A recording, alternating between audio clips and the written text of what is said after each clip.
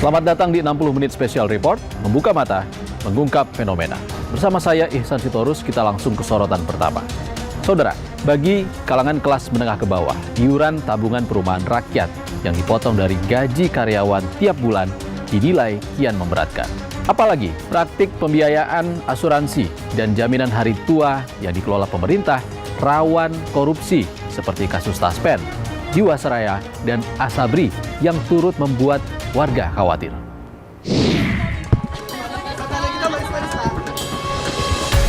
Biasa dalam kebijakan yang baru itu pasti masyarakat juga ikut berhitung mampu atau nggak mampu, berat atau nggak berat. Seperti dulu waktu BPJS di luar yang BBI yang gratis 96 juta kan juga ramai, tapi setelah berjalan kan saya kira merasakan manfaatnya bahwa rumah sakit tidak dipungut biaya, hal seperti itu yang akan dirasakan setelah berjalan. Kalau belum biasanya pro dan kontra. Presiden Joko Widodo angkat bicara terkait polemik yang muncul akibat kebijakan program tabungan rakyat Tapera yang dicanangkannya. Jokowi yakin Tapera akan bermanfaat layaknya implementasi iuran BPJS Kesehatan. Namun, kebijakan ini mendapat reaksi keras dari masyarakat. Publik ragu mampu beli rumah dari iuran Tapera. Belum lagi iuran 3%, 2,5% ditanggung pekerja, dan 0,5% ditanggung perusahaan. Dipotong langsung dari gaji per bulan. Kita juga nggak tahu nih bakal dapat atau enggak kan rumahnya, jadi nggak efektif juga gitu.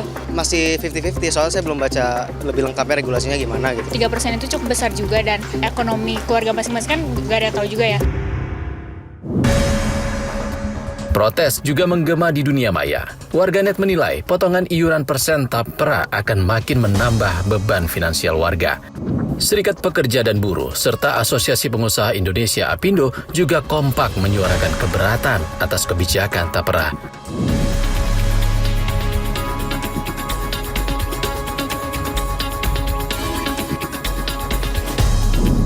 Sementara, Asosiasi Pengusaha Indonesia APindo menilai kebijakan Tapera tumpang tindih dengan kebijakan jaminan hari tua dalam BPJS Ketenagakerjaan.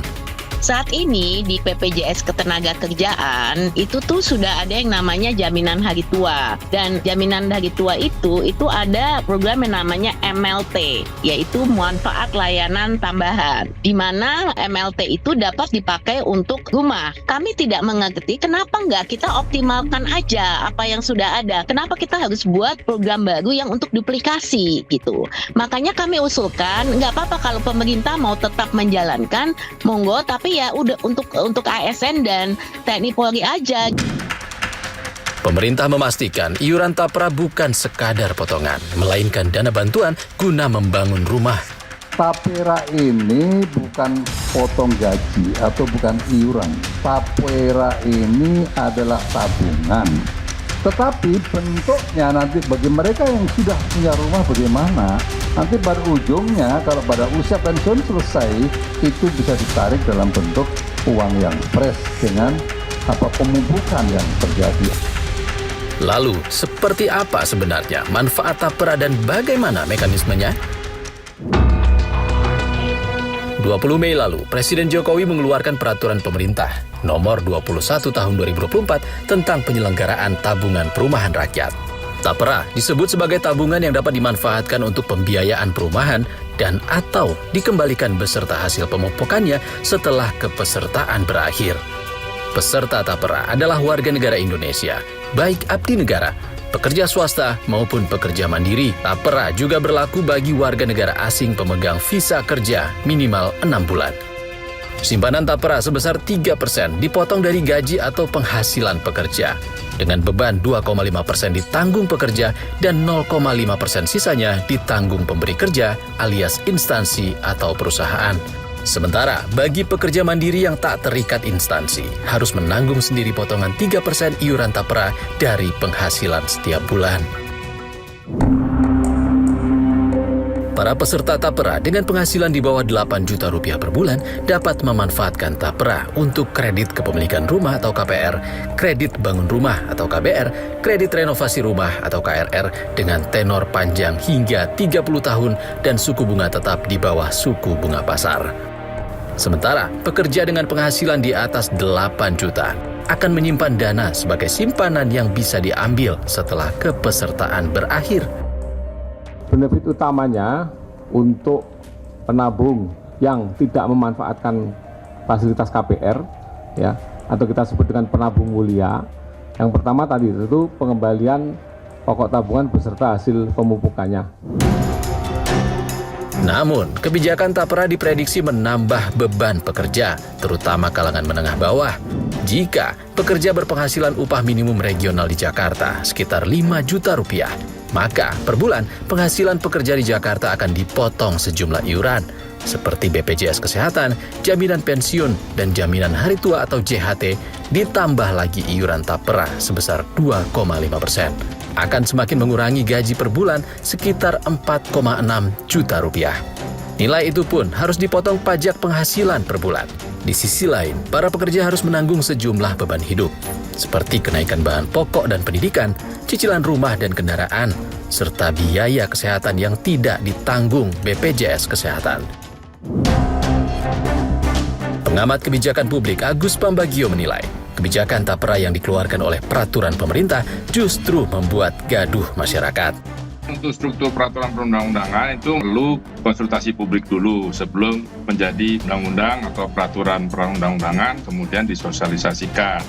Yang penting adalah di konsultasi publik ini. Nah, ini justru membuat gaduh di publik. Ya, dikeluarkannya peraturan ujungnya di bawah undang-undang itu, tapi pelaksananya kan belum. Justru yang masyarakat semua bertanya-tanya, kalau kita monitor di medsos, nanti 3% kalau saya sudah punya rumah, gimana? Lalu kalau saya sudah punya mau direnovasi, bisa nggak? Kapan saya bisa menarik uangnya? Kemudian kapan saya dapat rumah? Katanya tanahnya sendiri. Ya, kalau kita punya tanah, kalau kita nggak punya tanah, di mana? Jauh nggak dari tempat kita kerja atau kos? Itu kan semuanya perlu penjelasan rinci sekali, supaya tidak menjadikan pertanyaan masyarakat. Kebijakan tabungan perumahan rakyat atau Tapera sebenarnya dikeluarkan pemerintah sejak 3 dekade lalu. Pada Februari 1993, pemerintah membentuk Badan Pertimbangan Tabungan Perumahan Pegawai Negeri Sipil atau Bapertarum PNS. Kala itu, gaji pokok PNS dipotong berdasarkan golongan kepegawaian untuk tabungan perumahan. 23 tahun kemudian, negara mengesahkan Undang-Undang Nomor 4 Tahun 2016 tentang Tabungan Perumahan Rakyat. Dalam aturan ini, Bapertarum PNS dibubarkan dan berganti kulit menjadi Badan Pengelola Tabungan Perumahan Rakyat atau BP Tapera. Tahun 2020, peraturan pemerintah terkait penyelenggaraan Tapera disahkan. 4 tahun kemudian, peraturan Tapera direvisi dalam PP Nomor 21 Tahun 2024 yang disahkan Presiden Joko Widodo. BP Tapera menyebut kebijakan tabungan perumahan rakyat berbasis simpanan berlandaskan gotong royong. Namun, BP Tapera mengakui kebijakan ini perlu dikaji lebih lanjut.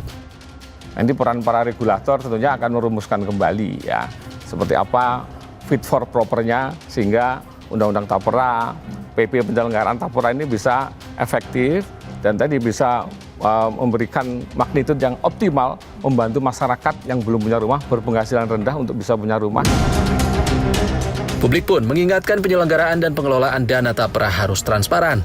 Pasalnya, kebijakan pembiayaan asuransi dan jaminan hari tua yang dikelola pemerintah sebelumnya ternoda praktik korupsi seperti kasus Taspen, Jiwasraya, dan Asabri. Tapera banyak contoh ya, penghimpun dana publik itu banyak contoh. Asabri, Taspen, kemudian Jiwasraya, itu kan terjadi fraud, terjadi persoalan hukum.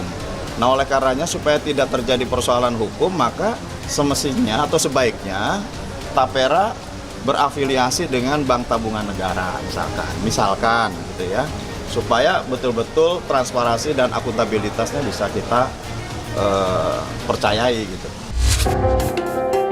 Mampukah tabungan perumahan rakyat atau Tapera jadi solusi dan jaminan masyarakat memiliki hunian tetap? Atau